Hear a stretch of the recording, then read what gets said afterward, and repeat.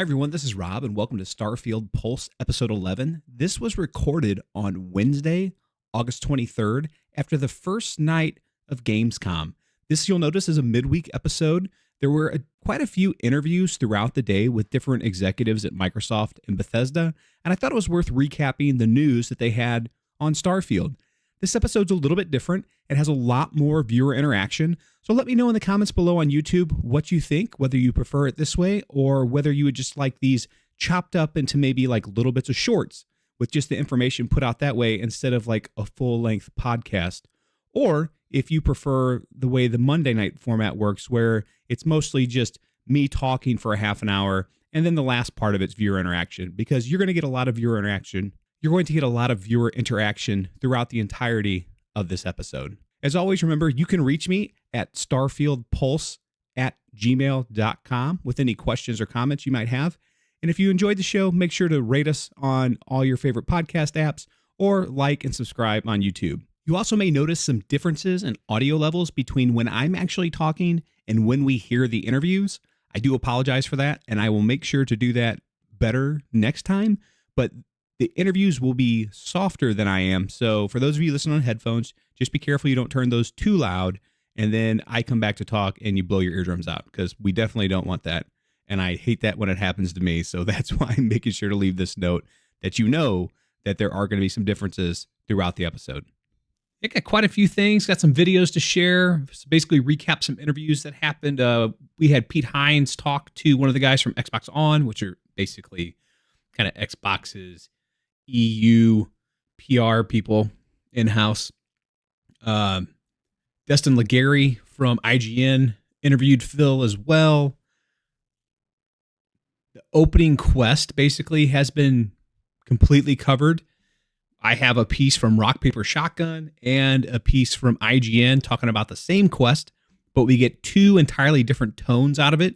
And then I have another thing from RPS, aka Rock Paper Shotgun, that kind of confirms, I don't want to say they have a bias, but they definitely have a slant. It feels like when it's coming to Starfield, like they already just have it in for it, kind of feels like. I don't think that's true, but it sure looks like that. And then there's some tweets out there. There was a giveaway going on from AMD. I got two friends that work over at AMD, so I always like to kind of talk about when they have things going on, give them some love from all the things they've done for me throughout the years. The ESA made... Now, I'm not sure that the ESA made this, but the ESA tweeted this out earlier. They have a astronaut suit on display, which is pretty cool. And then there was a picture basically talking about the Fallout TV series coming to Amazon Prime. And finally, we have that Adam Savage video, the second part. So last night when we were talking about the Adam Savage video when they were making the ship, well, part 2 of that come out, and I have not watched any, so anything we see on it will be new to me.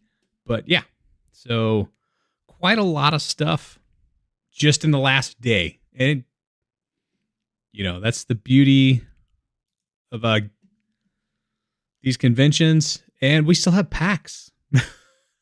PAX is going to come.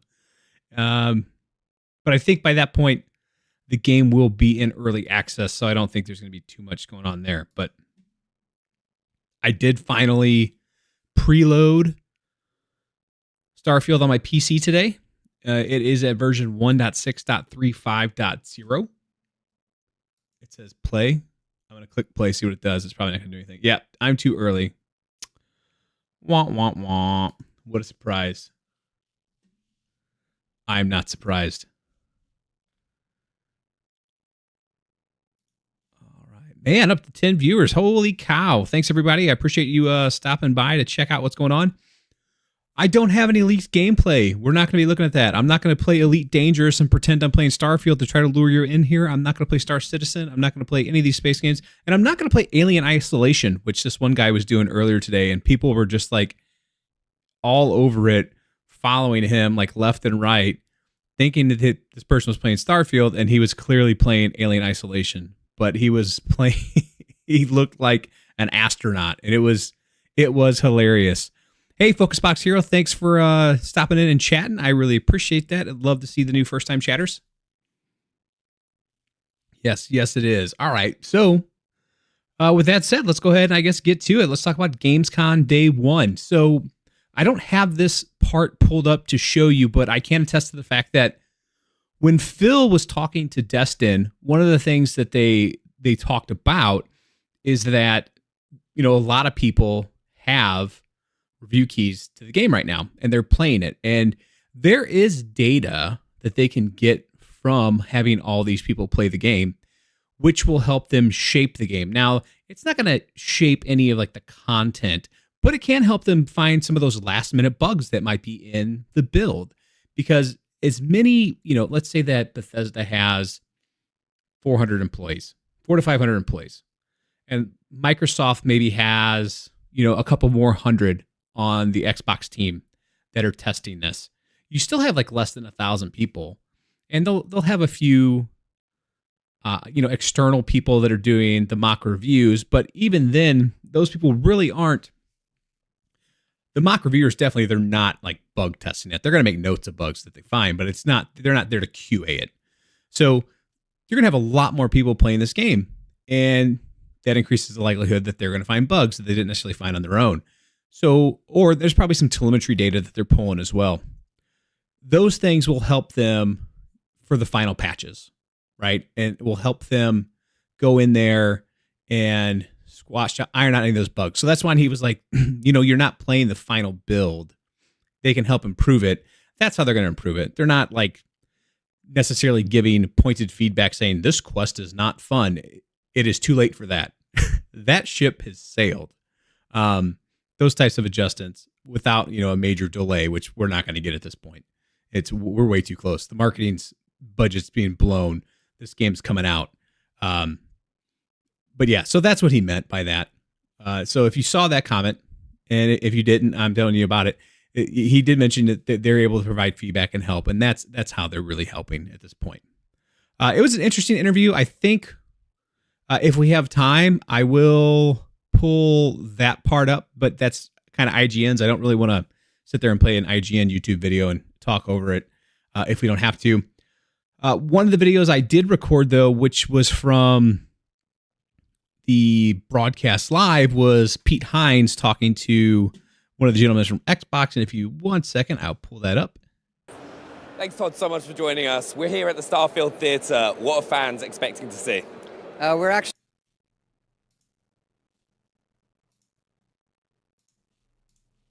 showing everybody the beginning of the game here. It's kind of edited down, but they get to see how it starts, a little bit of character creation, and then they're off on adventure.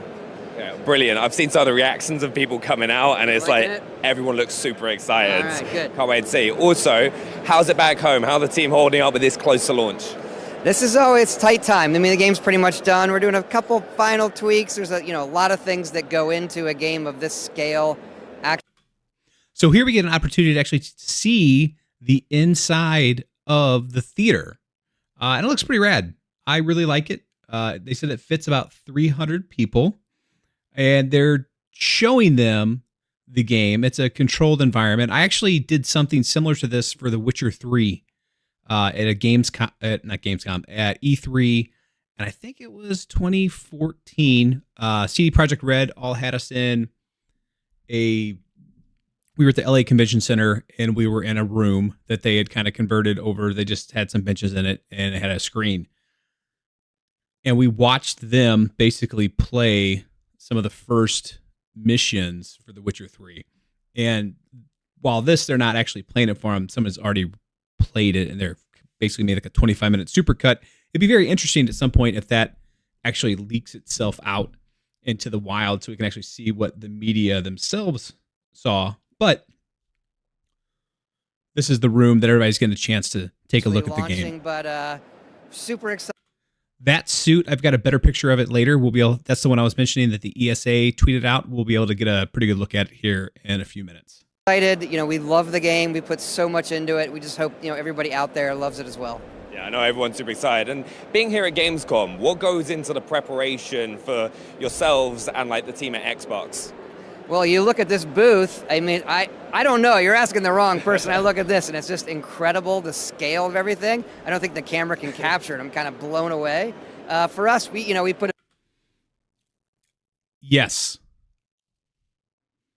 He definitely felt that way in that thing. He also looks, somebody earlier made a comment. It's like, oh, Todd and non-soft lighting. He doesn't quite look as young as he does in all the other Bethesda controlled videos that come out. a video together. It gets a little bit easier to make videos when the game is But none of just us are about to getting any come out younger. 'cause things are done. So honestly, our part was easy. Super exciting to be here and see the excitement from the fans. It means a lot to us. Yeah, and you mentioned like the booth. One more thing, you'll notice that in some of the stuff that from the opening night, Todd mentioned this is like his first time at Gamescom. So it's not even like it's been a while since he's been here. This is the first time he's gone to this. Apparently, he does not like to travel. So just getting him out of Bethesda and out to a show, it's like, look, man, you have what is potentially one of the biggest games for Xbox ever getting ready to come out.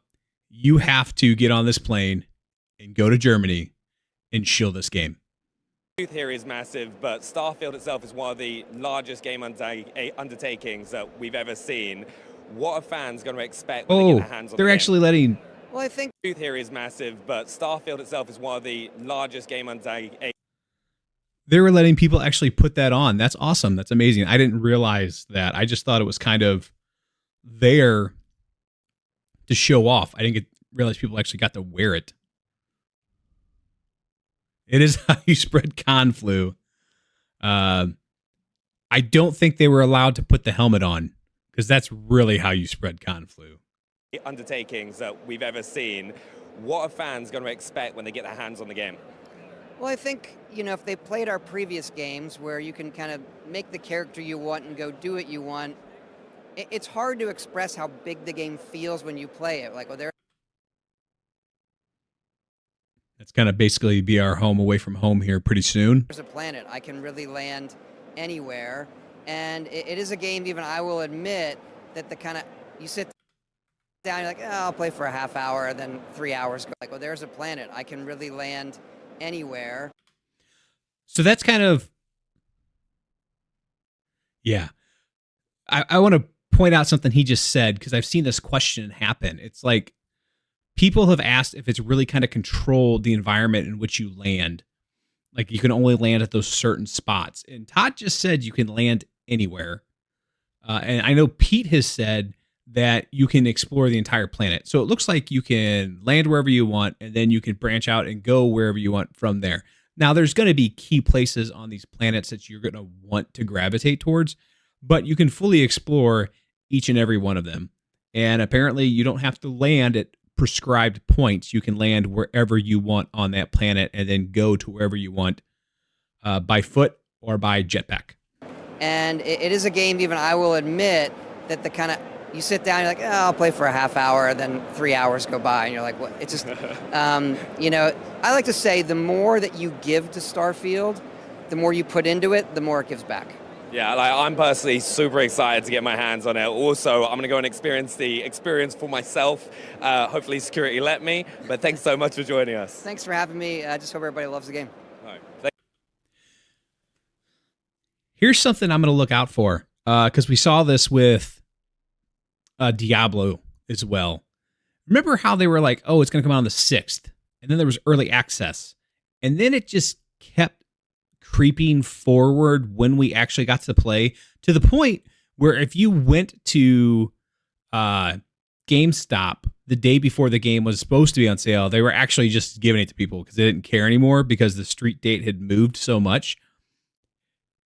When they first started talking about this game getting early access, it was going to be like the 1st. And then everybody figured out, well, it's a global launch, so it launches in, some spots on the 1st, but that really ends up being the 31st here in the States. Well, now, if you look, they're actually marketing it's the 31st. I'm not saying that's going to change. I don't know that it's going to change, but I wouldn't be surprised if when we actually can play the game, slides a little bit further by a few hours. Hey there everyone, I'm so excited to be joining you here at Gamescom with the rest of the Xbox On team. But while Benny's trying to dodge that security at the Starfield Theatre experience, we've actually got our very first giveaway. So why don't you guys type !day1 in Twitch chat for a chance to win a whole month of Xbox Game Pass Ultimate. But joining me right now is... That's not going to work if you type it in Twitch chat right now, by the way, sorry. That was just for them. Is Bethesda's very own Pete Hines to talk about more Starfield. Pete, how you doing, man? I'm doing great, how are you? All right, so if you look, oh, you can't see because of the chat. Hold on one second, let me move that. If you look right here, you can see Pete has the watch on again with the white band. He's flexing his drip.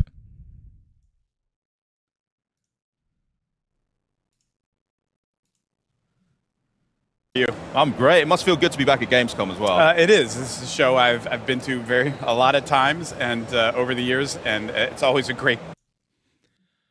So I'm not necessarily a cat person. I am a pet person. I like animals. I like more particularly dogs, but he has a shirt on that is pretty cool, which honestly, hopefully we'll get to see better when his lower third disappears. And honestly, to be back in person, it's something we haven't gotten to do a whole lot of, and as Todd was just saying, you can really feel Vascalico. I'm a fan. Vascalico. I think we get the chat problem again. There we go. You can see it better now. Yeah, he also kind of gets paid to be that, right? Here, let me see if I can.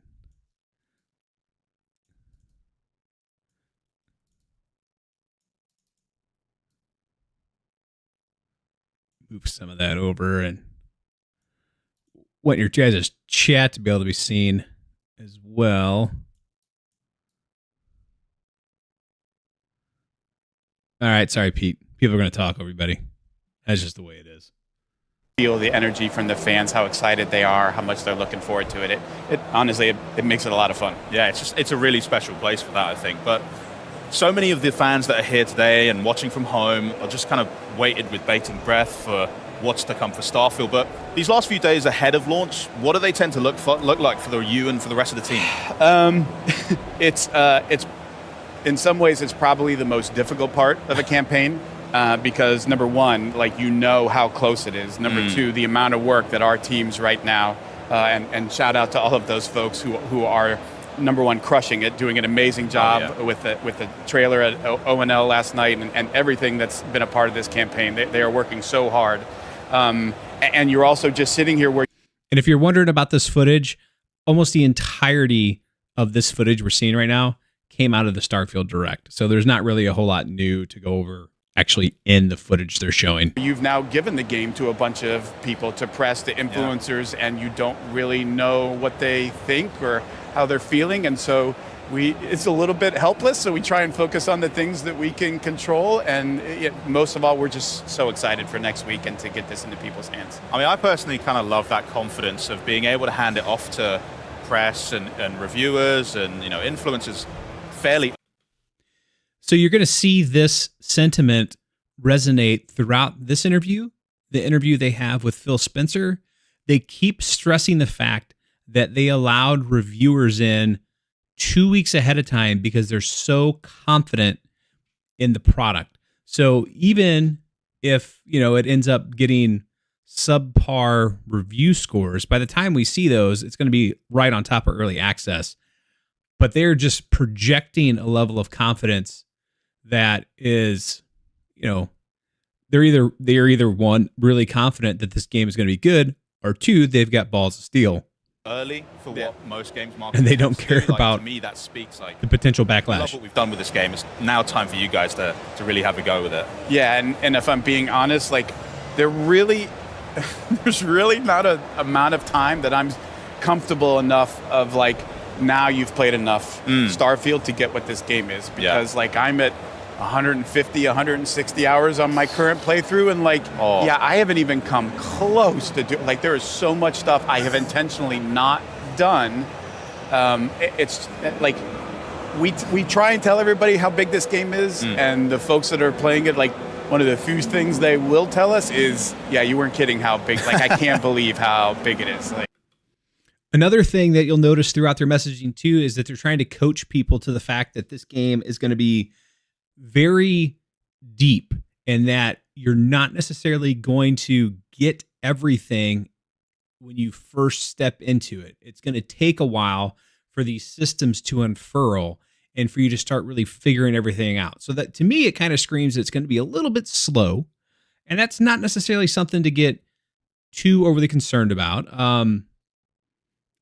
I still think that's kind of an artifact from older generation of games where you could have a time to sword, so to speak, like for Zelda, where, it started off as like a second, but then it got to, like a half an hour, and then some games got even longer. But they're really kind of massaging their message. They're very particular with these talking points, and these are talking points that they're hitting. So they're professionals. They're very good about this, but they do have talking points that they're going back to. They do have a message that they're trying to project, and they're doing a great job of it. But if you know what you're looking for, you can see it. Yeah, it's content and explore. Like, no matter how you want to play, there is so much for you to do in this game. You mentioned opening night live, and we'll talk about it in a sec, but I just kind of want to know why it was so important to bring the experience of Starfield that you have to this audience right here at Gamescom. I mean, for one thing, like, our games have always done really well in Germany. It's obviously, it's a really well-known PC market, and we obviously came from being an indie PC developer and publisher before we were anything else. Love how they go back to the roots of, we were an indie, you were, now you're like one of the biggest companies, a part of one of the biggest companies in the world, Microsoft, like multiple $1 trillion market cap, one of only a few companies on Earth that can claim that.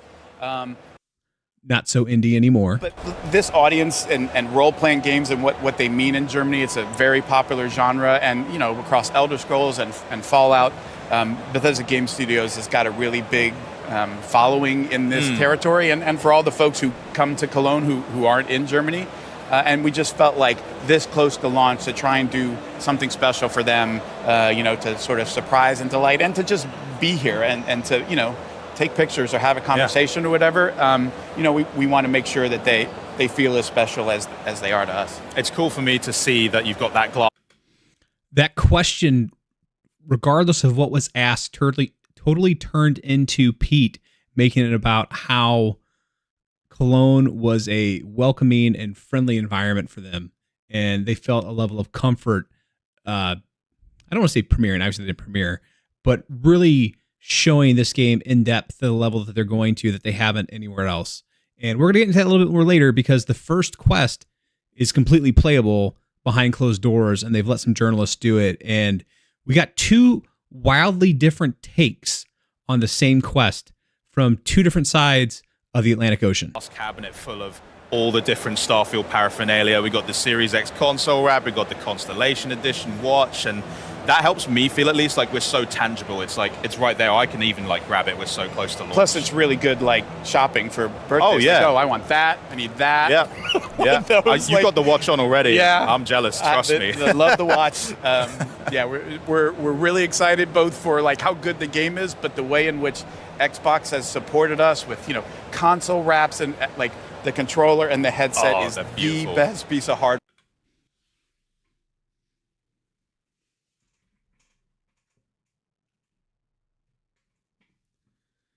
He's not wrong.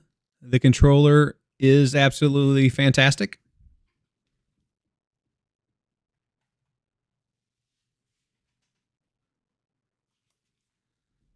And the headset's not too bad looking either. Where they are so good, I use them nonstop. Yeah. Full credit to that team. But across Xbox, the way that they have stepped up and supported and amplified Starfield in every way possible has been just awesome to be a part of. We're so pleased for all of the support that they've given us. You're just helping me dress my entire house in Starfield stuff at this point, so I'm happy enough as it is. Yeah, but absolutely. We did get to see quite a lot of Starfield. You had a new trailer last night at Opening Night Live. Todd came on stage to chat a bit more about what that opening sequence looks like, that players can expect. But Why don't you catch us up more on the news of the day, really, for Starfield? Yeah, I mean, first of all, I want to say, I am a few weeks away, whatever the number is, 6 or 7, from 24 years at this company. Wow. That is the best trailer we've ever made, and I will have words with anybody who says otherwise. It is my favorite thing. I had absolutely nothing to do with that trailer, full disclosure. That is my team, that is Aaron Losey's team going out and making that happen, and get your flowers, guys. The tone that it hits, the way that it hits that feel of not just what it's like to play the game, but sort of the hopefulness, the lifting others up. I think it's brilliant. But it's not just that. It's, hey, we've got wraps for your Xbox console. Something Xbox has never offered. That look really great. I have pre-ordered one. I'll have it when it releases, which is not on the same time the game comes out, though. We are now in the point, I said last night to the folks after dinner, like, there is no emergency brake anymore on this launch, folks. Like, we're a go. Whether you hear that? No emergency brake. They're a go, whether they want it to or not at this point. The game's coming out. No one's pulling a ripcord. No parachute can save them. The game is going live regardless. Unless Phil says no. I guess Phil could probably be the e-brake if they really needed one. We're ready or not, so everybody, make sure. Well, I guess not. I mean, the things are probably in stores, as we've seen on social media, people that have been stealing them or, somehow appropriating them. Don't want to necessarily say they were stolen. Your seatbelt is fastened because this is happening, and it's, there are very few chances. Todd and I try and reinforce this to our respective teams as much as we can. You don't get many opportunities at a game like this.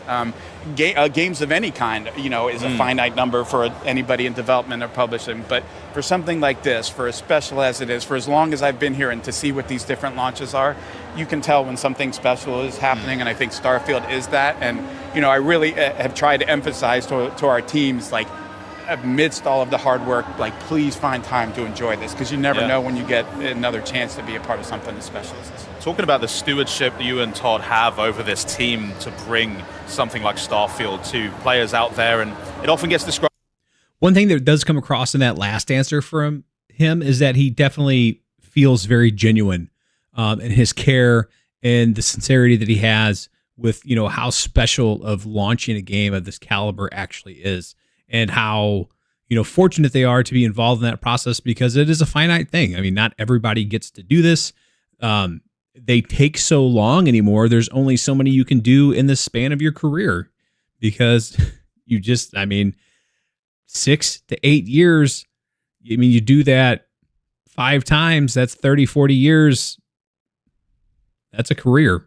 As, it's an open world game, but that feels like a bit of a disservice, because it's not just the one world, it's thousands that we can explore, and just sprawling open world experience across a real good portion of the galaxy. I mean, what is it like to actually have to lead a team on such an endeavor as that, where it's grand scale that we've seen and all the detail as well? Yeah, I mean, as you all have seen, as you've watched how we've talked about Starfield, it really required us to push ourselves in terms of how do you get the rest of the world to wrap its head around a game of this size and scope. I mean, it is literally, it feels when you're playing it almost like there are a bunch of different games inside of one game, and I get to decide. And so here we come back to the whole, this game's large. And he's talking about how he feels like there's multiple different games within the one game. And it speaks volumes to the ability we're going to have to play the game the way we want to have agency over our experience, how the way that I play it is going to be different than the way that Chris plays it, and it's going to be different than the way from other Rob plays it, and it's going to be different from the way that Focus Box Hero plays it. It's going to be different, and it's going to be completely dependent upon who you are and your style of play. So I'm really looking forward to that. I am probably leaning more towards the first time I will critical or golden path, whichever you like to refer it to, through the main story, get that done, and then go explore. And then potentially on further playthroughs, just explore and not worry about the main story and see the differences too. Because again, my save state, the way that my world generates is going to be different from the rest of you. Now, the first few things they're a set piece and they're all going to be the same. And there will be things along the golden critical path that will be the same. But I don't know how different the star system placements can be. But at the same time, like, we do know that planets within those systems, the way those generate can be different. Like, Earth's going to be the same, right? Mars is going to be the same. But who knows about Voli, 3 Bravo, right? We could have two totally different ones of those. So it'll be interesting to see how all that plays out. And it's going to be divergent for everyone because of these things. How much time For good or bad, we'll see. Because I know that NMS used to always frustrate me because I'd start off on terrible planets and I'd peace out on it. want to spend in a way that you haven't really seen in a Fallout or Skyrim. I mean, those things are still, I can spend all my time just picking flowers in the Elder Scrolls. Like, yes, you can, but it doesn't feel as wholly different as like the entire space game that exists, the entire live on a planet, just like the freeform exploration, the combat, which factions taking sides, the player. It's just amazing to see it all, how it all comes together. But explaining that to folks in a way that is digestible, it's how you end up with something like Starfield Direct, which it's basically a feature film that we created just to explain to folks and to talk to folks about. Not just explain what the game is, but do it in a way that I just thought was really authentic, and hearing from the people making it, how they think about both creating it, how they think about playing it, and seeing the way that resonated with players, I think was really special. One thing that really grabs me, I think, is the love that's being poured into like Radiant Quest systems and just allowing those new and unique experiences for people to have, no matter where they are in the galaxy, whether they are just flying around in space, whether they are out there just maybe mining some rocks or looking at new fauna, flora, etc. It's a really cool way to involve them in new stories that they perhaps weren't searching for, but now they're being like collided into, and it's just juicy. You want to dive. And then because we made an irresponsibly large game, we take it to another. Again, that's one of his go back to points. We've made an irresponsibly large game. Now, I'm sure that wasn't a planned thing at first. That's something that somebody said and it stuck. And now it's like, well, we'll use this for like a marketing tagline, an irresponsibly large game, as people talk about it, because people say, hey, I've seen that in headlines. We've made an irresponsibly, our Bethesda boss, which he's not, says we've made an irresponsibly large game. Level that I think, and this is one of the things I'm looking for, we've seen it ourselves. Like, I was just talking to a couple of folks from our Benelux office who were like, they've both played, about the same amount of time, like, 40 hours or 60 hours, but their experiences were like, we didn't do any of the same things at all, like not even close. So you know what that sounds to me like? A recent game that a lot of us probably played, Elder Scrolls. Massive game. People had, not Elder Scrolls, Elden Ring, where people had just entirely divergent experiences playing through it, where we could have both played Elden Ring and just went about it drastically different. I saw this. Oh, I didn't see that. Where'd you see that at? Oh, I saw, you got to do this and you can see it. And like, it creates those really conversational moments between gamers in a single player game where you're not necessarily, there was ways in Elden Ring you could manipulate to multiplayer, and I say manipulate because it was so obtuse that it felt like you were manipulating the system to actually play multiplayer, even though it was built in there. You're going to be able to have these conversations with your friends. It's going to keep these discords alive and popping with people having conversations about their experiences and what factions they joined and who they double crossed and how much money they've managed to amass because they've built all these trade routes and they've got all these different outposts on these different planets, mining resources. And that's some of the things I love about gaming, being able to have those discourse and talk about these things with your friends, and whether they live across the street or whether, they live across the world, but you talk to them on your social medias and you talk to them through Discord. Games like this are wonderful for that. And they help bring gaming together. with that, and then the whole like locations aren't the same for every person. Like what you and I find going to explore this planet, I can't just tell you, you should go here and land here and find this. Like, yeah, that might not be there for you. Like you get to find and have an experience that truly feels like your own in a way that I think folks are going to really enjoy and appreciate. Yeah, I mean, we got a little bite of that in the Starfield. You know who's not going to appreciate that? Guide writers. Yeah. Unless there's, yeah. So like, hey, I need to find this resource. Where can I farm it? It's a rare resource. Well, I can't just tell you to go find it on this planet. I'm going to have to tell you to find it on a planet like this, a planet that would be within a certain radius of its sun, and then be a certain type of planet, and then you can probably find that resource you need. But now you got to find that planet. Direct, like you mentioned. I mean, Jamie Mallory literally coming out and saying, "Oh, well, hold my sandwich. I'm grabbing them all here," and it does speak to that unique way that every player can tackle whatever situation they do come across, or even just back down to character creation, and that jumping off point of deciding, here's what I'm going to start off as.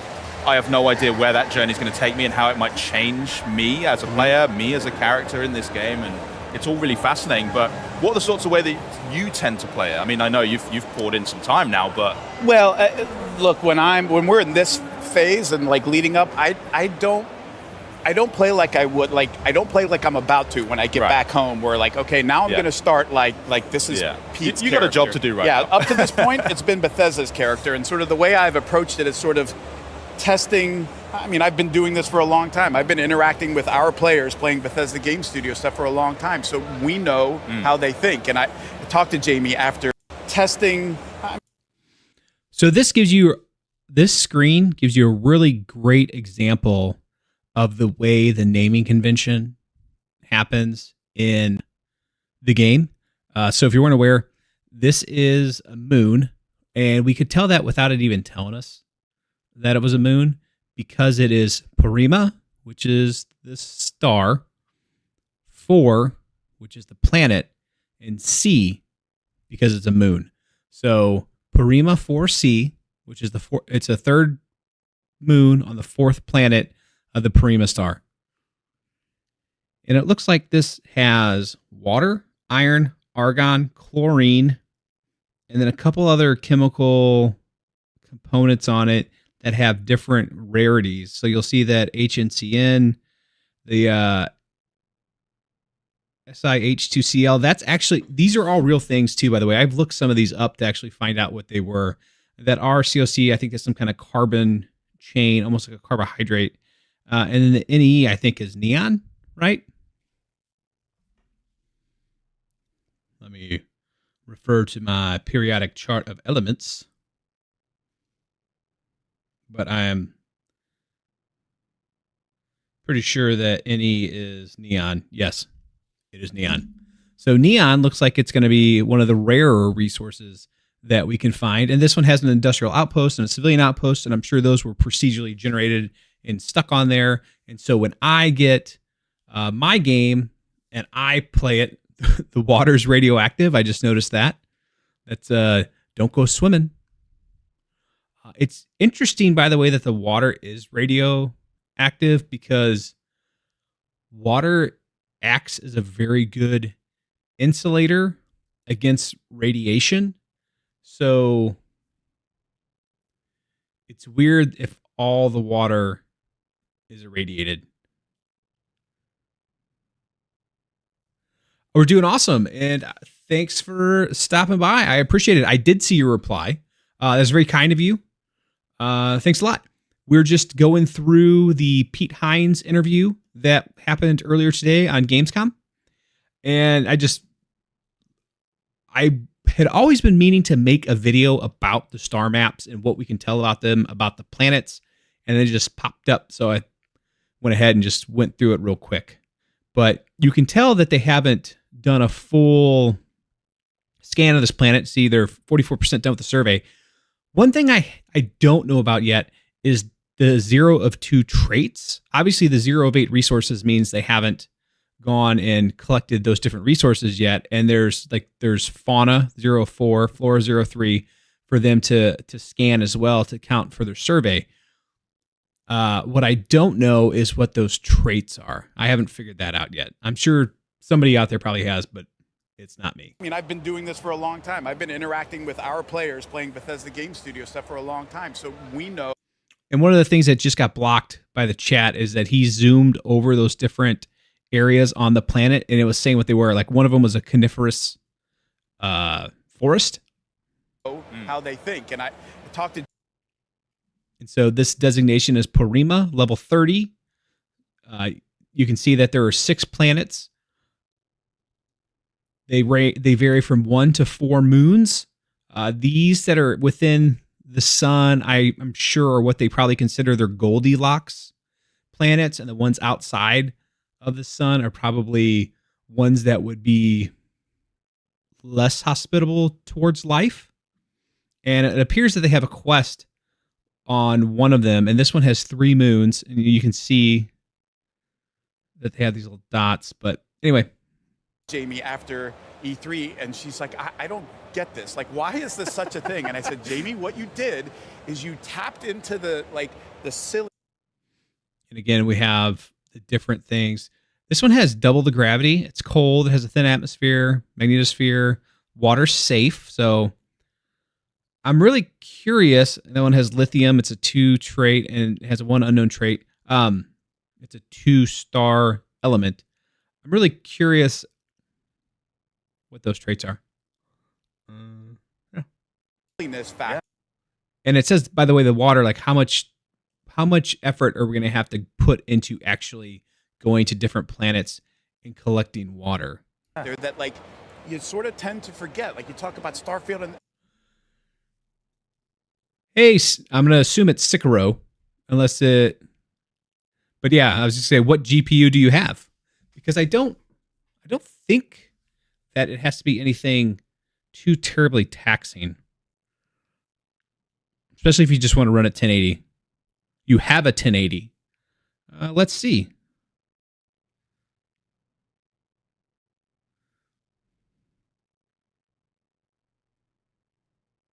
Starfield System Requirements PC. I used to know them. Minimum graphics is a 1070. So you should be okay. I mean, if you're only going to do it at like 30 frames a second at 1080, you could probably get away with a 1080.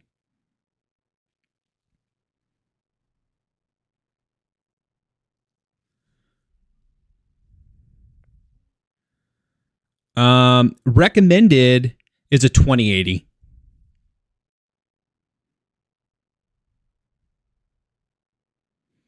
So, but you 1070 Ti is the minimum. So yeah.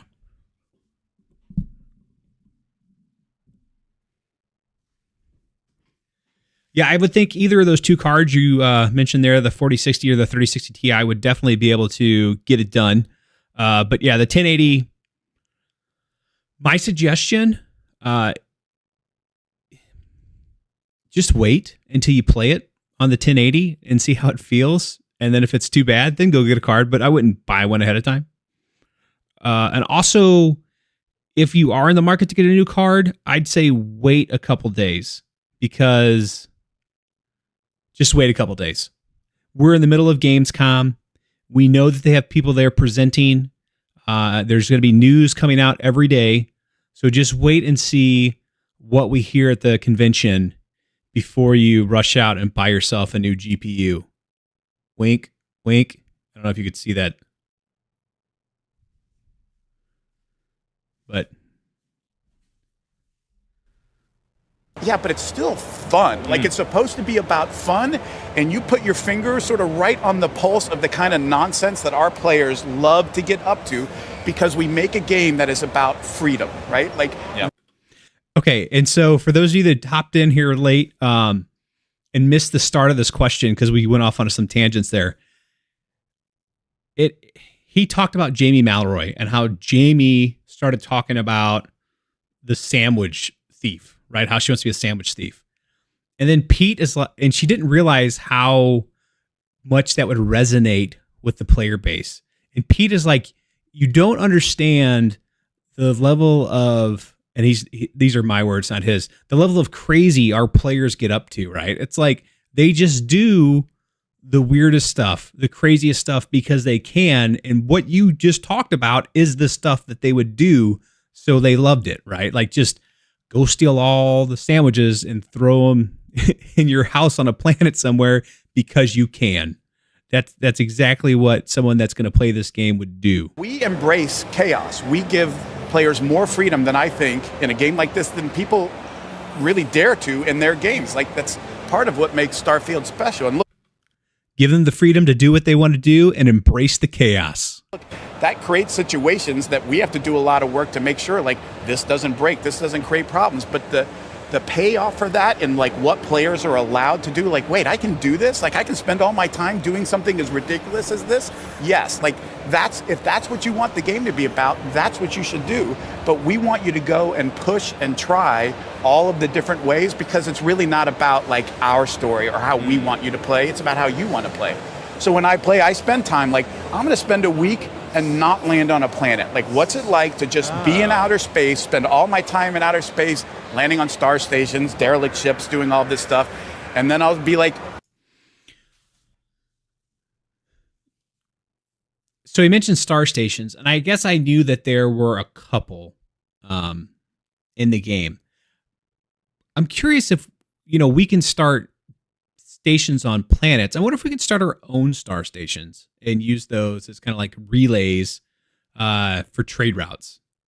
And I think there's been some debate because it's worked different ways in like Fallout 4 and maybe Fallout 76 with trade routes. So he said Star Station, not me. They're there. They're in the game. But I wonder if they're just going to be set pieces that we go to for the story, or if there's going to be more space stations that we're able to interact with, or potentially even build out and create ourselves. Okay, now I'm going to go land in this city, and I want to see how long I can spend not leaving this city. Like, how many factions can I find? How many quests can I do? And I'll get to decision points where it's like, oh, okay. Here's what's going on. They're stepping up into this. Similar healer. We talked about this earlier. Like, you get the con flu. It's like they're stepping up into it and putting their chest against the back of it and putting their arms through the sleeves and holding the helmet, but they're not actually like putting the entire suit on. look, you're about to, like, you have to pick a side here, and I'll make a save, and like, I'm going to play this way, and I'm going to go 2 hours down the road just to see, like, how does that feel? And then rewind and play it 2 hours the other direction, just because I want to know, like, what should our players expect? How does this, and just trying to do that in as many ways as possible. Just land on a random. So he said rewind. I wonder if he's advocating for save scumming there. I don't have a problem with people who save scum. It would just be interesting if Pete Hines is on this stream telling everybody how he save scums to see which outcomes he gets based upon the choices he makes with his characters. Somebody should clip that. I think I'll clip that. We'll call that Pete Hines save scums. Planet and just start walking. Like, what's this like? How fun is this? And the more of it you do, the more you find like there's 1,000 hours in this version of the game alone. Like, if you don't even touch it, it's crazy. And like, my one piece of advice to folks is do not ignore your activities. Like, that's almost, it feels like throwaway stuff that the game is giving you. Like, there is some amazing stuff in there that doesn't even feel like a real quest, but like will take you to some amazing. Data, thank you for doing that math. That wouldn't have been something I was capable of doing on my fingers and toes, but glad to know that you can. Plays this amazing stories.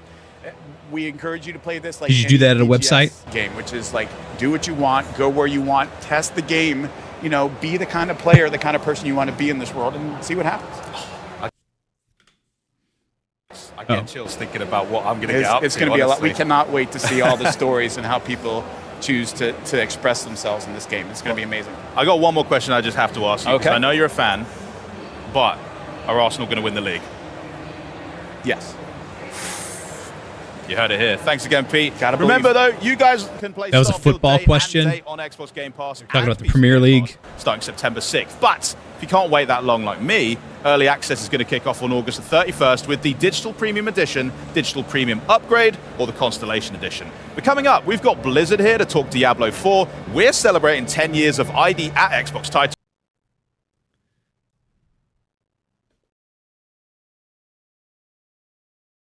Green. So I can't really believe it. It took us about an hour almost to get through that 15-minute video. I think we had a pretty good breakdown there, some good conversation. That said, let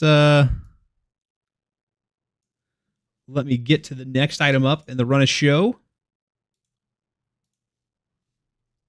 That was the Pete Hines interview. And next up is the Phil Spencer interview. This is a longer interview, but it's less involved with Starfield. So I actually think that we'll probably be able to get through this one a lot faster.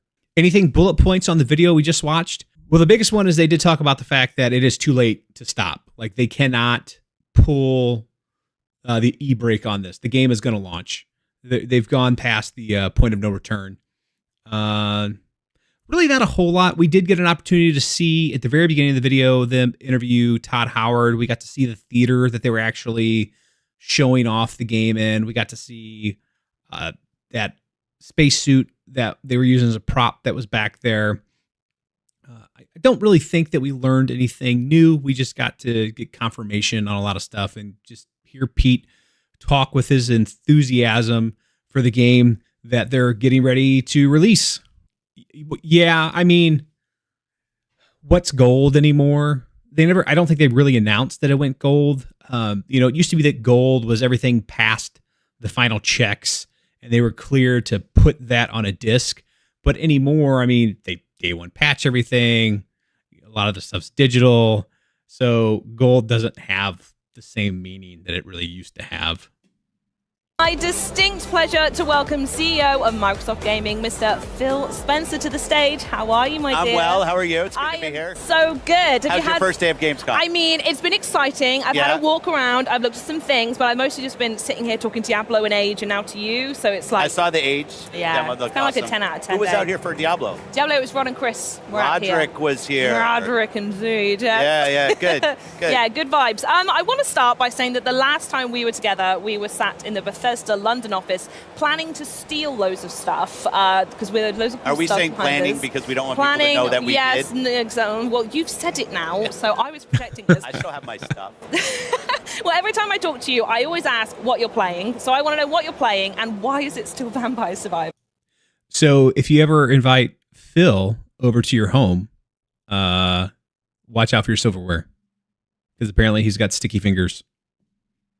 No. Well, I am playing Vampire Survivor, so I got all the achievements. Obviously, yeah. But now they have couch co-op, and I'm playing with my wife. Mm-hmm. My wife, Kelly, who doesn't play a ton of video games. Yep. So the fact that we can play couch co-op and she's enjoying it, like I'm all in. As well. So what I'm playing right now on console, I'm playing a lot of Remnant 2. Mm-hmm. I really like Remnant 2. Yep. It's a great game to play with. So solve a debate for me. He's calling it Remnant 2. I would call it Remnant 2. Who says it right? Friends. I had my ROG ally on the way out here. That's what I thought. Thank you. I'm playing a game called Fist, which is in Game Pass. Yep. It's a really nice platformer. I'm playing Brotato. Have you played Brotato? This is also the first I've heard of it, so please tell me more. What is that? So Brotato's not on Xbox. Okay. I'll say yet, but I don't have any. Well, it would be great to get on Xbox. It's just. So if you're the developer of Brotato, by the way, which is not a giant developer, and you're watching this, and Phil Spencer's like, "It'd be great to get your thing." It's like calling up Xbox. It's like, "All right, cut me a check." Phil said he wants it. Come get it. Pay me. Steam game. It's kind of. It is. That is a very yellow. But I think she pulls it off with that pink she's got on there for her eyeshadow. So more power to her. Like, let's say it's inspired by Vampire It's not a look that I could pull off. Survivors. Oh, I see. But you play as a You have a potato. type. Yes, yeah, I'm very simple. Yeah. I have a small brain. So one stick, move around. But it's a fun game. So I'm playing some Brotato. I just finished, what did I just finish last? Bramble. Have you played this game? No, I've had it recommended a bunch though. Yeah, it's because it's a nice short playthrough, isn't it? As well? But it's kind of a demented game. Like A it starts off game. demented. Yeah, it starts off very cute, Yeah. and you think, oh, like this is awesome, and then it like goes into some very crazy. And it Great game. zags. Great game, but it's like some very dark. Let's just say dark places. Okay. I'll get it on the download queue. That sounds Yeah. great. Yeah, it's Wonderful. So we're going to focus now. We're going to stop flapping our gums and Okay. actually talk. Our in Gamescom, quite literally gonna write down surrounded Bramble. by Xbox fans. 50,000 square feet Yeah. of Xbox booth. It's pretty good. And Biggest ever. This is the first time in a while you've stepped on it as well. So I want to know why it's so important that Xbox has showed up so big this year. Well, being here, being anywhere, but being in Europe with our customers, with players, with the creators that are here. I did a creator get together both last night, today, met with some partners. It's, it's these moments where the industry comes together, where we can talk to each other, that the consumers can come in, the players can come in, put their hands on games. I just think it's critically important. Obviously, COVID messed up a bunch of things. That's in the rearview mirror. So when we had the opportunity this year to go big at Gamescom, we said, let's go. The other thing that's awesome in the booth is how much third-party support that's here, right? Like Ed Boon's games here, Mortal Kombat's here. We have the DLC for Cyberpunk's here. Like it's just awesome to see how many of our partners, Rod's games here, Diablo, how many of the third-party support on the floor. It's an important thing for us as a platform. And it's just nice to get reconnected back with the community here. Yeah. And then Starfield over. I feel like I'm showing everyone over I can't here. see it. I can't see it. It's too small. Well, it is. All right, so here's why we're watching this part of it, where you're going to actually start talking about Starfield. Actually technically massive, to correct you there. And we're only a week away from early access, so how exciting is it seeing this game coming to Xbox, and we're so close now? Yeah, we've been working on it for a long time. I've known about it for even before we acquired ZeniMax. So it's been great to see Todd and the team work more closely with them than we ever have.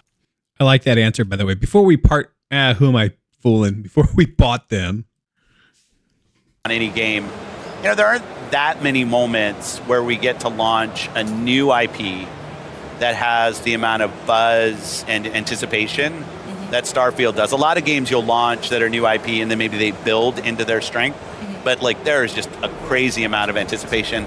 And the thing that I love is the confidence that the team has right now, like putting out review codes 2 weeks before launch. Okay, so this is one of the points, by the way, Data, that you asked about. This is the same talking point that Pete Hines just hit on with the gentleman from Game On asked him, and that is giving out the review codes 2 weeks ahead of launch. It's a display of confidence. It's different people within different levels of the same corporate entity are having a unified message. It's like, we feel confident in this game. We feel very strongly that it's good. We're so confident that we gave out these review keys 2 weeks ahead of time to journalists and influencers so they could get hands-on with the games and form impressions. And so they're projecting confidence in their product. Because it's a big game, and I'll be the first to admit, the first 3 to 4 hours are a little bit hunt and peck, figure out what am I actually doing? This is also a similar talking point that Pete Hines had, is at the beginning of the game. There's a lot of different things you can do. It's, you're going to have to try and figure stuff out. It's deep. It's going to be different depending on who you are. And he's setting people up for 3 to 4 hours just to really figure out the game and what it is and how to play it. And it's not going to be something that you're just flying out of the gate like a platformer. Then you get on a side quest or something, and the game just blows up in terms of its epic scale. So I love the fact that the team is so confident in giving reviewers time with the game before they're actually reviewing or just talking about what they think of the game. Yeah, and just behind that, in the rearview mirror, if you will, I think that's how it works. Forza Motorsport's over there, and that's out not too long after Starfield, is it? That's right. That's October. We did a take home 2 weeks ago where we got the opening of the game. Looks fantastic. That'll be one of the first things I probably figure out is how many quests can I stick in my quest log before it's like, No more quests for you. You got to start dumping them. I'm like, oh man, come on. And I've also heard that you can only really track like one quest at a time. I mean, granted, you can have more in your log, but you're only going to have like one blue little dot for you to track around. But I don't even know that it's true. I think they might have saw more than that in some of this footage. I don't really think Phil's going to talk anymore about. I don't think he's going to talk anymore about Starfield in this. He's really talking about Forza. Here's a little bit about Stalker. Watch this. Difficult circumstances. I have a ton of confidence in them. Yeah. And they're on that journey, but it's it's an emotional thing when you're talking to a team that's going through. I don't want to talk about it in past tense, what that team is going through. So it's really special to me that they're here and that gaming can be part of how they're getting through it. Yeah, for sure. And as well as being here, there are so many communities for so many different. So for those of you that aren't aware, which I think everybody at this point probably is, Stalker 2 is being developed by a team out of the Ukraine, and they're currently being invaded by Russia. So they're trying to make a game and deal with that as being the background noise for it all. However, it looks like the game is due out in the first quarter of 2014. So contrary to some popular beliefs out there that it may be coming out on the 1st of December because there was a placement for it in an online store, 2024, not 2014. We can't go back in time. That or we're just going to have to roll the odometer over to get there. So it's going to be a really long time from now. But yeah, 2024. Games. Yeah. The RX ones, you got Sea Thieves. I'm doing it again. Sea Thieves over there. You got an ESO over there. But that's the only way I could play that and Pong at my house. That's how I play video games. And there was a community in the arcade of like, hey, what's the new hot console? Not video game console, but actually arcade console cabinet that you're going to go play. And I love that today those communities, they're still physical. Like you asked, why are we here at Gamescom? Because we have a fan fest tonight. Indeed, it's going to be awesome with the local community and the people that are here, but also the virtual communities. And I think it's one of the unique things in video games that video games can connect people across geographies, across races, religions. Like it is just a connector of people. And when it's a game like a Sea of Thieves, like a Grounded, like a Flight Sim, so many of our games now have these Elder Scrolls Online, which has a big, over there, has a big presence on our show floor. And they've got a really nice table in there as well. They do that big round table. A really nice table. It's another one of the things on my list to see if I can pilfer. I won't lie to you. We should steal that. Yeah, we should. But the thing, I also want to make sure on the community side, it's not just about multiplayer games. Like you find, like think about Skyrim. Yeah. Skyrim has an amazing community around it, and it's not because there's a bunch of PvP or PvE, right? It's people come together for their shared love of the world and the characters and the lore and their role in that. I just think that's a very special part of gaming, and it's a privilege, I guess, for us at Xbox to have some franchises that are a part of that. Yeah. And if they're lucky, Starfield will be another one like that. Absolutely. And this, what we're seeing here is, I think it fully opens to the public tomorrow. Well, how do you say Skyrim? Oh, Skyrim instead of Skyrim. Is that what you're saying? I get it. It's the sweatshop tomorrow. Oh, yeah. This is going to really pop off then. In here. It's going to be warm. You got the good day to come and sit here. I'm here tomorrow. I'm here. But do people know? Like today is the press day, right? Is that what they call it? I don't know if that has an official name. I should know, but I don't know. And then tomorrow, the consumers, the players, come in. Have you ever seen when they open the running? It's ridiculous. And then eventually, at some point, I'm going to stop pointing. But the escalators, and they get so busy. Yeah. Every time I come to Gamescom with someone new, I tell them you have to see the running when it opens and the escalators when they're full. It's great. It's awesome to be back, and I think they feel like this might be one of the biggest games. I don't want to see the running of the people. If I ever went there, it would be like, can I please get a press pass and come on day one? Because I do not want to deal with 300,000 plus people in one convention hall. No, thank you. Ever. It feels it already, doesn't it? Yeah, and it's kudos to the team here who's kept this going. We just broke 21. We've set a new record, I think, for concurrent viewers. They went virtual for a while. Thanks everybody that's decided to put their eyes on this. There's so many I appreciate it. Players here, it's like just such a special time. And it's special for Xbox as well, as we've mentioned a few times on the show already, that it's the 10th anniversary of ID at Xbox. I have my ID at Xbox. There it is. Right there. He's sporting it. He Chris knew what he Charlotte was made me doing. wear it. I'd love for you to reflect on how it's gone over the past 10 years. Reflect on any memories or moments. What does that mean for a console? Because we started with this silly thing where publishers had 2 slots of arcade games that they could go do. It was like a silly policy in Xbox. Opening it up and allowing anybody who submits and actually has good intent to build a game on the platform has led to some of the best games that have. People forget like that Fortnite actually came through ID at Xbox. When you ask about like some of the special moments, I have to go to games from places where we had never seen games from Xbox. I remember going to the Brazil game show and meeting the devs behind Aritana. I'm probably missing the pronunciation. But it's this, I think it was the first Brazilian developed Xbox game. And it came through ID at Xbox, and this team of guys, we were in Sao Paulo, and they came together. All right, so that was the Phil Spencer interview. One thing I do want to talk about is the very first quest has been revealed, and they're allowing press to play through it. And when I said there was 2 different views on 2 different sides of the Atlantic, I guess I should walk that back. The publications might be on the opposite sides of the Atlantic, but the writers are both from the UK. So Simon Cardy, who is one of the contributors to IGN, who's located in the UK, had this to say about Starfield. And talked about the first mission. He said the visuals were a noticeable step up for Bethesda Game Studios, but maybe not quite comparable to recent graphical powerhouses. The environments look great, but character models still seem to possess that classic Bethesda stiffness.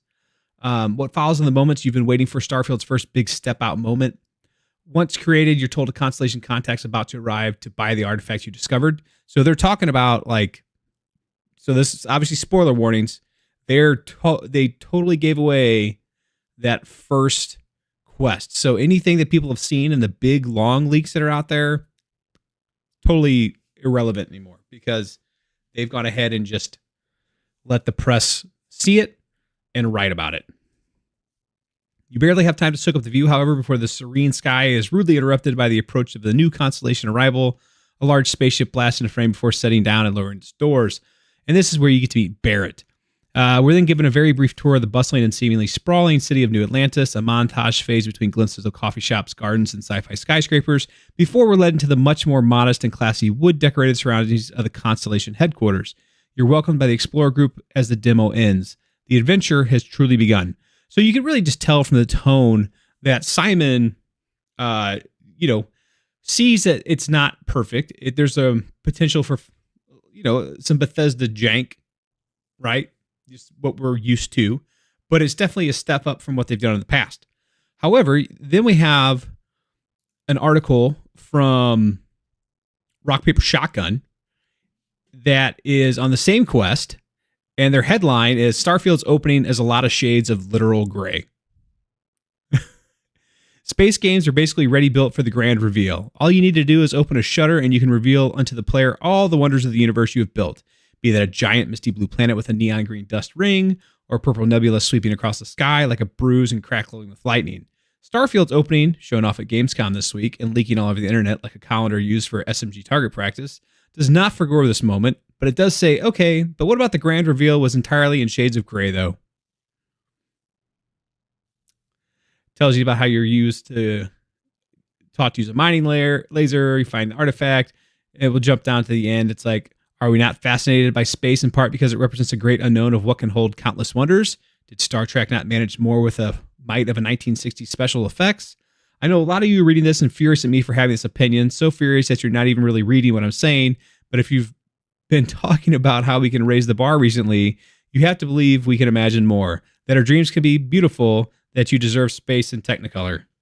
So that is their thoughts on, that's Alice Bell, deputy editor at RPS. And this is the day after they wrote this article on Starfield's new live action trailer. Probably inspires more emotion than the entire game will. And that's not saying much. By Alice O'Connor, associate editor. If you're keenly awaiting next month's launch of Starfield, Bethesda's new open world sci-fi RPG, you can skip the new trailer. It's one of those live-action affairs with CG up the wazoo, complete with an epic cover of Elton John's Rocket Man that would bring a tear to the eye of Zack Snyder, and only Zack Snyder. It does not show the game at all, nor does it capture the thrill of escaping our earthly bonds to find a lot of gray rocks just like we have at home. But you can catch the trailer below. And you can be sure that not a single quest in Starfield will inspire a fraction of the emotion that mawkish thing did. They have not played the game at this point. They haven't touched it. And they are certain that at no point will anything in the game be able to have an emotional reaction with you. Or you will not be able to have an emotional reaction because of anything within the game. So does anybody want to care to guess the type of articles you're going to see from Rock, Paper, Shotgun about Starfield from here to eternity? Then it says, a few minutes after I wrote this silly joke, Zack Snyder appeared live on stage to promote his new movie. Sorry, I think that's my fault. No, we knew he was going to be there. That was not a secret, so I don't think it was your fault. But anyways, the level of snark from this person is next level. I don't know. I think it's I personally wasn't a huge fan of the trailer. I mean, it was okay. I thought that there were some interesting bits to it, but I don't know that I'd have gone so far as to just try to massacre it like this. It's a tone piece. They made a tone piece. They were trying to set a tone, and apparently it was a tone this Alice did not like. Sorry, Alice. Maybe someone could give you a hug. You sound like you need one. All right.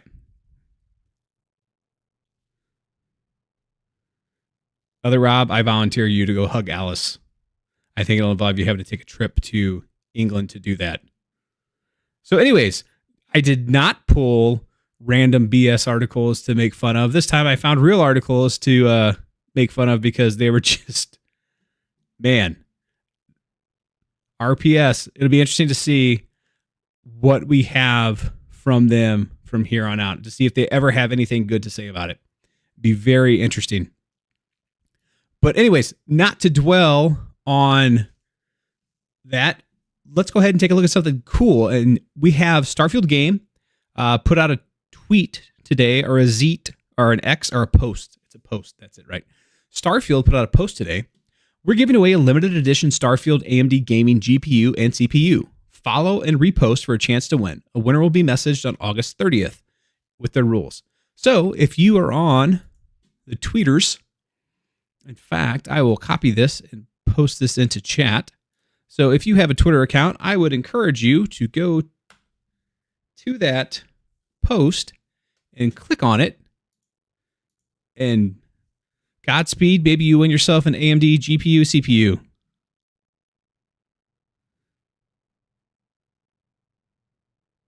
Wave last. Xbox has no games. I don't know if you're being sarcastic or if you're trying to be real. The mod blew you up. Thanks for the comment. If you were trying to be sarcastic, feel free to message back and say you were just joking. If not, I'm sorry you feel that way, but we're not going to sit here and just have a console war in the chat. So anyways, feel free to go ahead to that link and try and win yourself a AMD CPU and GPU. Here are some better pictures of that Starfield suit we saw. These were posted by the ESA. I'm going to go ahead and... Nope, that did not work. The Illuminati. All right, so this is a picture of that spacesuit. And I got one more for you. You can see instead of having a NASA patch, because they are in Europe, they have an ESA patch. And you always hear them say like NASA punk. Do you ever wonder if they're European staff that are working on this game that are, I guess maybe most of the people that are in the game development are in actually Bethesda or in Texas, and not so much outside of North America. But be like, hey, man, we got space agencies too, right? Can you maybe show some love? But anyways, European Space Agency, it's your time to shine, buddies. No more NASA punk. It's ESA punk. You heard it here first.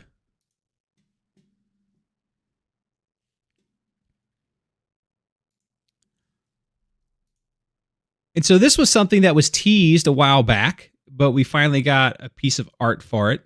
Los Angeles, where dreams come true. Home to Vault 33. This is where we're going to have the Fallout television show. I don't know that I'm really excited. Okay, let me rephrase that. I know that I'm not excited for this. There's the potential that I'll watch it when it comes out, but LA, really? I mean, could we not have picked a more interesting place to put this? Why LA? It just, I don't know. Do we not have enough shows to take place in that area already? Anywho, Fallout, LA. There you go. Now, last night, to end up the show, we were watching Adam Savage's part 1 on them building the spaceship model from scratch. Well, part 2 came out today. So I see we keep having viewers cycle in and cycle out. That's wonderful. Thanks, everybody, for checking out the show. I really appreciate it. If you have any questions at all about Starfield, please feel free to drop them in the chat. We've had a handful of first-time chatters this evening. Oh, there you go. You're back. Wave last. Can't wait to play. All right. It's good to see you were just joking. One of the mods was quick on the trigger finger. Yes, I don't think any of us, we're all in the same boat with you. We all can't wait to play. But thanks for stopping by. Thanks for making a comment. And sorry we nuked it from outer space. It suffered an orbital strike. So here's a question. Do you think we'd get in trouble if we actually, as a group, sat down and watched, like, I don't know, Event Horizon one night? Do they do that on Twitch? I think I've seen that where people, like, party watch movies and stuff. I don't know. I'm thinking about doing that in one of the upcoming evenings on the countdown to actually the game launching and going live. Just start, like, maybe watch Interstellar one night. Watch Event Horizon one evening. Just something that, maybe watch 2001: A Space Odyssey. Maybe see if they copyright strike my channel into oblivion like the day after it becomes an affiliate channel. I'm probably 200. Okay, so we're super excited for Starfield. But Super excited. I am. So I think I'm on my 15th playthrough. I'm probably 200 hours in, but not on one playthrough. Because, we change same game formats, blah, blah, blah, all that stuff. So I started in November, but I'm playing, I think on my final character playthrough, total space pirate. Man, I'm total space pirate. I think it's more Oblivion than Skyrim. For people who play, maybe they'll get that. It is an epic, epic game. Okay, so we're super excited for Starfield. But Super excited. There you go. So Still super excited. 15th playthrough. I'm probably 200 hours in, but not on one playthrough. Because, we Thanks, change Producer same game Healer. formats, blah, blah, blah, all that stuff. So I started in November, but I'm playing, I think on my final character playthrough, total space pirate. Man, I'm total space pirate. I think it's more Oblivion than Skyrim. For people who play, maybe they'll get that. It is an epic, epic game. Do me a favor. Go find the... I am. Oh, I just played myself right into a commercial. Hey, Telescope, how are you? We watched that already. This is actually going to be a Dustin Legary interview with... Hey, Mario Off, thanks for the follow. I appreciate that. Because Destin asked him how important this was, and he compared it to Gears 1. And I think I was messing around and lost it, and I don't want that to be lost what the question was and what his answer is. Joining us here on Gamescom Studio, the head of Xbox himself, Phil Spencer. Hey, how's it going? Going well. It's good to have you here on the set to talk about Xbox. It's awesome to be here at Gamescom. I haven't been since 2017. Really? So, yeah. Were you here last year? Nope, I skipped last year. I am, just jazzed. It's so cool to see everybody, and it's fantastic to be at Gamescom. I guess the biggest consumer game show on the planet. It's huge, yeah. You know what else was cool to see? That What? Starfield presentation that you and Todd introed a little bit ago. It's all Todd. Yeah. I was there to intro Todd. Yeah. That's my job. You were the setup guy. I carry his bag and I intro him. Starfield's a huge moment for Xbox, obviously. When is the last time Xbox has had a moment this big? I think, everything, every month, every time we're doing something that changes, hopefully enhances a customer's experience on Xbox is important. You think about big new IP that has launched on the platform. I might go back to Gears 1. Okay, so he started off his answer because Destin's like, this is a big moment. What, has been, what is this comparable to, like, previously? And he was very political at first, and he was like, every time that we do something that enhances the way a player plays, that he feels is a big moment. And then he committed and went to Gears 1. And that's kind of like his comparison point at this. And Gears 1 was the launch of a huge franchise for Xbox, because, that's one of the few, I think, to me anyways, IPs that resonates as a Xbox, Gears of War, Halo, Gears of War, Forza now, but that wasn't always the case. I really struggle, and I think most of us probably do, like a game to say, yeah, that's an Xbox property, because they don't really have a whole lot that are that memorable. But now they're gonna have Starfield, and this is actually why I argue that I think Starfield is one of the most important games ever for the Xbox. It's not just of this year, of this console generation. I think this is one of the defining IP launches that they're going to have for the previous 20 years. Game that is brand new IP. It's Todd's first game in the BGS team as part of Xbox launching on the platform. It's a big moment, and I'm proud that we were able to give them time, and really, really happy with the results. You have a build, yeah, but you're not playing because you're working. I don't know what I'm allowed to say about it, so I don't want to break embargo. Have you booted it? I have turned it on. That's an embargo break. Oh no! Well, that was pretty funny. He baited Destin. Destin's like, I don't know what I can say, because he's like, you've got to build, and he's like, yeah. He's like, I don't know what I can say. And he's like, have you loaded it up? And Destin's like, yes. That's an embargo break. I'm that was pretty good. Now. Oh well, sorry, Todd. Baldur's Gate 3 is the talk of the town right now. Great game. This RPG comes along, kind of takes the internet by storm. Do you think it's set expectations for Starfield, or did it steal a little bit of the thunder? I don't think it has anything to do with Starfield. Great games coming out. It's a good thing for the industry. First, congrats to Larian and the team. I think it's like a 97 rated game or something. As somebody who finished the original Baldur's Gate and Baldur's Gate 2, and what was the expansion for Baldur's Gate 1? Forgotten Shores. Shadow's Mom. I'm a huge Baldur's Gate fan, and to see a team spend the time to make, I think, a true next iteration of a classic gaming franchise is always just great for the industry. Speaking of next iterations, Skyrim.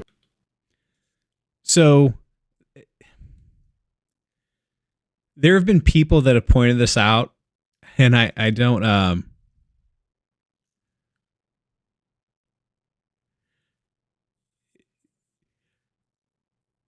there have been a lot of multi-platform games that are coming out that IGN has been leaving off the Xbox. And I know that there's they're not, but it's funny. People have been pointing this out, and I'm seeing it now. Baldur's Gate 3, it hasn't been, and even the CEO of Larian Studios is denying. He's like, it's not exclusive to the PlayStation 5. It's going to be out on the Xbox. It just doesn't have a release date yet, but it's still going to be coming to the Xbox. But here, IGN clearly states that Baldur's Gate 3 is coming to PlayStation 5 and PC. And it's coming to all of them. Came out, 12 years ago? Just did the anniversary edition, and it's been supported by an amazing modding community. Yeah. Has the same thought been put towards Starfield and supporting it into the future? Absolutely, and I don't want to disclose what the team has been thinking about, but obviously when you're BGS and you've seen the legs and the support that Skyrim gets even today, right? When you look at what the modders have done, it went into the thinking about what Starfield should be, and like proof will be out in terms of how people receive the game, but our hope is that it is another game that's around a decade plus longer, later after it launches, and people are still enjoying it. I think the last time you were in the hot seat was over. Is this the hot seat? Can't wait to see what the modders do with this game. I didn't really get into a whole lot of the modding for Skyrim. Just by the time that it really got up and going, I'd kind of moved on and was doing other things, but definitely I'll be going ankle deep in the different mods that we have for Starfield as soon as they get out there. Right now. Yeah, the hot seat okay. over here on IGN. But you were at our friends Kind of Funny and doing the XCast around the launch of Redfall, which was obviously problematic at launch. Have any internal processes or procedures been changed to make sure that sort of reaction or issue doesn't arise again? I think this is a very diplomatic question from Destin. I think it was a good question to ask, and I'm glad they didn't shy away from presenting them with this. Well, we're always learning in everything we do, no doubt about that. I would say that, and I've shared some of this, but with Redfall... And you can also tell that Phil is very used to getting questions similar to this and definitely has talking points close to the vest to answer this because he just dives right in.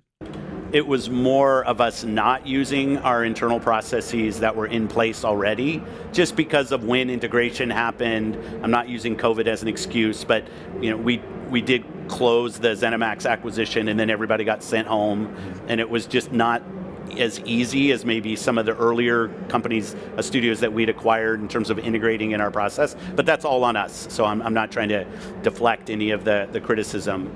But absolutely, anytime we launch anything, and we're going to learn from the launch of Starfield, we're going to learn from the launch of Forza, and we reevaluate our process because we want to make sure we're exceeding customers' expectations with everything we do. Yeah, I'm always sort of curious about that, like what causes that result? Like, is it the cert process? Is it like what wall is hit where that sort of stuff is missed? So I appreciate you being candid about it. Yeah, and I'd say one of the things that was helpful for us with Starfield was our long working relationship with BGS, which you know well. Like if you go back to original Xbox, like in what we've done with those teams. So the relationship between Todd, BGS, and our platform team was just stronger than it was with Harvey, not because of, and the team at Arcane, not because of anything other than just relationships. Like we've just known them longer. So Todd brought in the team brought in the ATG group early to start working on Starfield, and that's on us. Like we should have done that with Arcane. We should have helped them more in the development process, and also just made it clear that shipping a first-party game has a different level of expectation. That it's not always true that every team that comes into being part of a first party is aware of when it launches. Feel great about where we are with Starfield. We put out the review codes last. So this is like the third time today we've seen either Phil or Pete talk about how they've sent the review codes out 2 weeks early, and again projecting the confidence in the product that they know they got a good game. And they feel so confident in the fact that they have a good game that they're willing to send out those review codes 2 weeks earlier to the different, media outlets and the content creators, the influencers, to really have them get their hands on the games and be able to form opinions. Last week, so we're giving reviewers plenty of time to spend time with the game, and I think all of that's just a sign of the confidence that we have. You tricked me into breaking embargo. Thanks. That's right. Yeah. That's right. You're done. No. We do really appreciate people playing and giving us feedback, like the build that. I mean, Phil, if you want more people playing, I would gladly take a key. You have, it's not actually the final build. So we're always taking feedback and refining back in, and this is an important part of the process. So thank you for at least loading the game. Oh, I played like an hour, but okay. I got an interview with Phil Spencer to plan for. Another game here, though, that we got BCD was Forza Motorsport. Yes. You're showing off the Italian track. Yeah. I can't remember the name off the top of my head. But big improvement graphically from what we saw at Summer of Gaming. I am curious, though, what are your thoughts on how Forza Motorsport sets itself apart? I'll start with Turn 10. I think from the beginning of Turn 10, when that studio was formed, they've always been... So he's going to talk about Forza for a little bit. I'm just going to skip ahead because I'm not that concerned about Forza. Basically, Forza is a great way to show technical programs. Like, no, we want this to be a place that people feel like they can invest their time. We're going to have more beats to talk about more of what we do because... More about the rest of 2023. What else do I have on? South of Midnight, investing in Forza Motorsport for years to come. You've had a ton of... I will summarize what we just kind of skipped, though, too, because this Forza Motorsports did have a numerical on it, and they dropped it. And they were like, are you going to move towards a platform as a service? And they're like, no, we just don't want to have the number on it because we want people to come and play this and not feel like their time is limited and feel like they have ownership and, it kind of like a platform, but not feel like they're just waiting for the next numbered entry to drop later on. Reveals you Avowed was revealed. Yeah. What else do I have on? South of Midnight. Perfect Dark, South of Midnight. I'm looking forward to South of Midnight. I thought that one looked really great artistically. Can you tell us more about the rest of 2023 and beyond and sort of like what that's looking like for Xbox? What I can say is we're going to have more beats to talk about more of what we do because the content lineup is so strong. And I say that completely recognizing that 2022 wasn't so strong. But we have our biggest booth here at Gamescom, and we have a huge presence. I think there's like 30 plus playable games on our floor, a lot of first-party games. Towerborn's here, Ara's here, obviously Forza. So it's awesome to see the footprint that we have in the game portfolio from our first party, from partners, from Game Pass, all of it.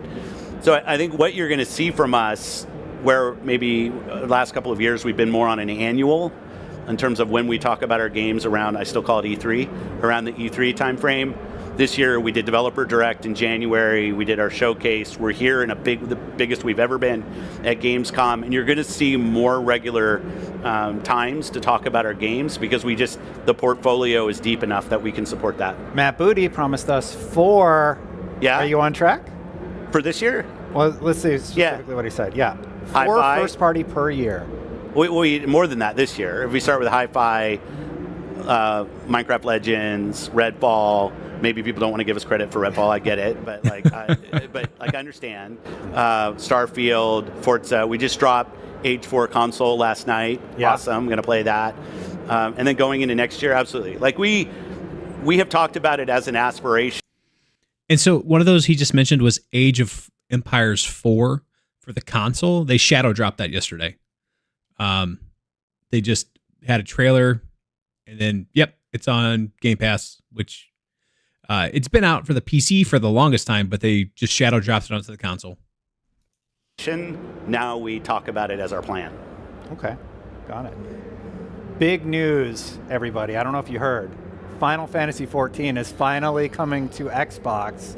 I got to go to the show. It was awesome. Really cool. Yeah. I've been covering that story for like a decade.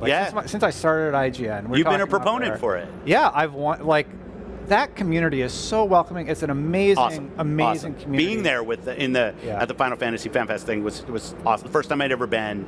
It's just incredible. And they're stoked about it coming to Xbox. And so is Yoshi, which is great. Yeah. Now you hinted that other games. Did I hint, or was it the CEO of Square that? The CEO of Square. Okay, I just wanted to make sure who was clear on who was hinting. So where's Final Fantasy VII? Are we going to get 16? What does that mean? I recognize that when people buy an Xbox, they want to make sure the great games that they want to play are coming. And if there's any publisher out there where that hasn't been true, Square is one of the top profiles. So Sarah Bond and I know, fly to Tokyo, have conversations, and we've spent a lot of time with Square. There's obviously business deals and relationships that will have to get worked through on certain games, but I'll say it was really great to have the CEO of Square and Yoshi there to just talk about their commitment to Xbox, because I can say I'm the head of Xbox, blah blah blah, but having the CEO of one of the third parties make a commitment to the platform, I thought was a really meaningful step. So you'll hear more. I'm not going to push them, they're going to have to find their own rhythm, but having him make a commitment to Xbox was really important, both to me, and I've heard it from the community to the community as well. So hopefully we're going to see more of Square Enix's games make their way to Xbox sooner rather than later, because, the CEO of Square Enix kind of committed himself to that at FanFest in Vegas just a few days ago. Yeah, this I mean that's Phil Spencer. He's the head of Xbox. He comes off as a very humble guy. He really falls on his own sword when it's time to, take responsibility for something. Yeah, so he seems like a pretty legit and genuine dude. Yeah, so kudos to Phil. I think he's done a pretty good job of PR wise of handling the whole Redfall situation. I know that was a little bit of a black eye for them, even though he's kind of had win after win after win since he took over for Xbox. Except for like last year, 2022 was not a very good year for games. Not a good year for games in general, but definitely a very dry year for Xbox. One thing he did have pretty funny later on in the second part of this interview, which I don't have, is Destin asked Phil about how Game Pass seems to be a hard sell for some executives, in particular Bobby Kotick from Activision Blizzard, and getting things like Call of Duty onto Game Pass. And he asked him how he's going to go about doing that. And Phil kind of looked and was like, well, somebody else will be in charge, referring to himself. So it doesn't matter what Bobby thinks or says, because it matters what Phil thinks at the end of the day once that deal is closed. And they are committed to driving value for Game Pass. So they're going to continue to see all first-party games arrive on Game Pass. And ATVI, or he was calling them AKB, Activision, or ABK, Activision Blizzard King. All of their games will make their way to Game Pass. So hurrah for Game Pass. I continue to assert it is the best value in gaming for both console and PC, because there's quite a few wonderful games on PC Game Pass as well. That said, it is almost 10 o'clock, and it's about time, and where I'm at, it's about time for me to drop. It's been great streaming these last 3 nights. Thanks for everybody that's continued to drop in and say hello. I am probably going to be off for the next few evenings unless they have some major news come out of Gamescom, and then I'll hop on for a little bit to talk about that. Other than that, the next time I'm scheduled to be on is Monday, and we'll be even closer to Starfield then. So if I don't see you before then, everybody have a wonderful weekend, and I'll talk to you again on Monday.